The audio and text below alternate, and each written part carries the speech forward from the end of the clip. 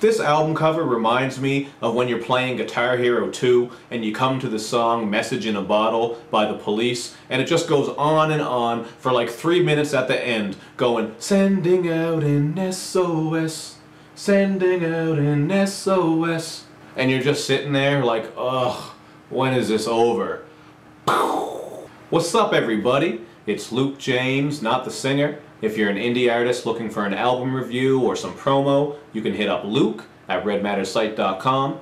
And I gotta give a quick shout out to my boy, Rod McCoy.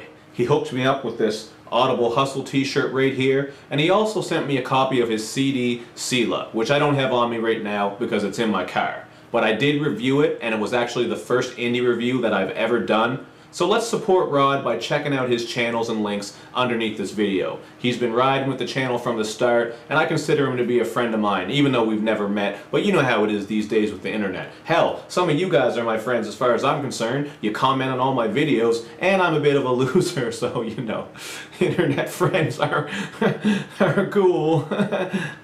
But anyway, all that weirdness aside, what I have for you boys and girls today is my review for Donnie Trumpet and the Social Experiment's new album, Surf. And as many of you probably already know by now, Chance the Rapper is featured on the majority of this album. This one came out for free on iTunes, so there's really no reason to skip out on it. But I gotta say right from the start that I really liked the jazzy, laid-back vibe of this album. But I've never been on the Chance the Rapper hype train, and after hearing this album, I'm still not.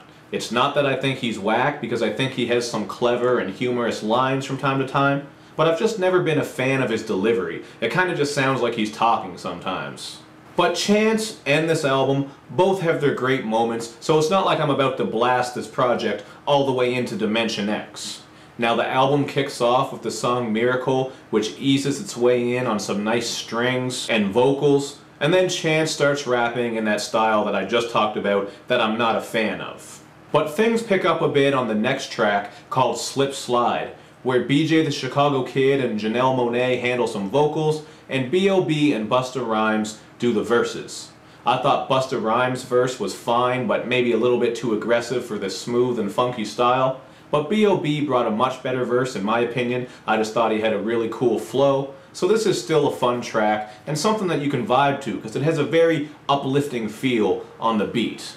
Up next is the minimalistic track called Warm Enough, where No Name Gypsy drops a verse in a bit of a off-kilter / spoken word type of flow. And she also brings some really nice warm vocals on the hook.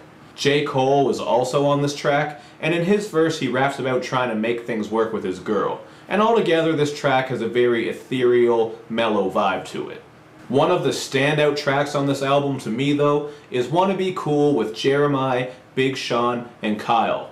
I thought Big Sean brought a really good flow to this one, and I liked the part when he said that he should have spent more time trying to find himself instead of wasting time trying to make the women think that he's fine. Kyle also had a really good verse, and he legitimately made me laugh when he said that if a cool guy is cool in the middle of the forest, nobody fucking cares. Because that's true, and I think there might have even been a Bill Nye episode about that where they did an experiment. This is one of my favorite tracks, and I like the idea of it because it's all about being yourself and not getting too caught up in being cool. Because being cool is being you. The more you know. As far as other features go, Erykah Badu absolutely steals the show on Rememory with her soul-clutching vocals, and King Louie and Migos member Quavo join Chance the Rapper on the song Familiar, which is another one of my favorite songs on here. Familiar is all about the stereotypical run-of-the-mill bad bitches, and it's not often that you'll get to hear King Louie rapping and Quavo auto-tune crooning over some jazzy production, so I thought this whole track was a very unique combination. Chance the Rapper drops a verse on this one too, and on the extremely catchy hook, he sings about the cardboard cutout girls who all just look kinda familiar. And the song Go, with Jesse Boykins III, Joey Purp, and Mike Golden, is another one of the standout tracks. Go has a really nice groove to it, the vocals are all on point, and Joey Purp kind of reminds me a bit of vintage Kanye West. I think it's because of the way that he says certain words. They have the same type of accent, dialect, whatever you want to call it. And speaking of vocals that are on point, Dram, or D-R-A-M, I'm not sure how he pronounces his name because this is the first time I've heard of him, absolutely kills the singing on the song Caretaker. And then Jamila Woods really shines on the song Sunday Candy, which is gospel infused and has Chance rapping about church and his grandmother.